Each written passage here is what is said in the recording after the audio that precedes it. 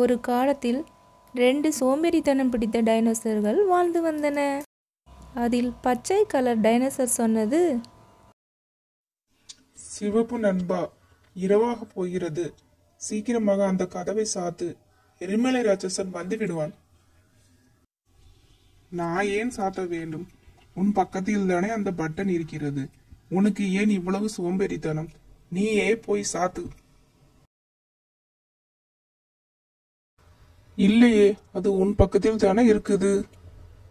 இப்படியே 2 பேரும் சோம்பேறித்தனம் பிடித்து மாறி மாறி சண்டை போட்டு கொண்டே இருந்ததனால் இரவும் வந்தது.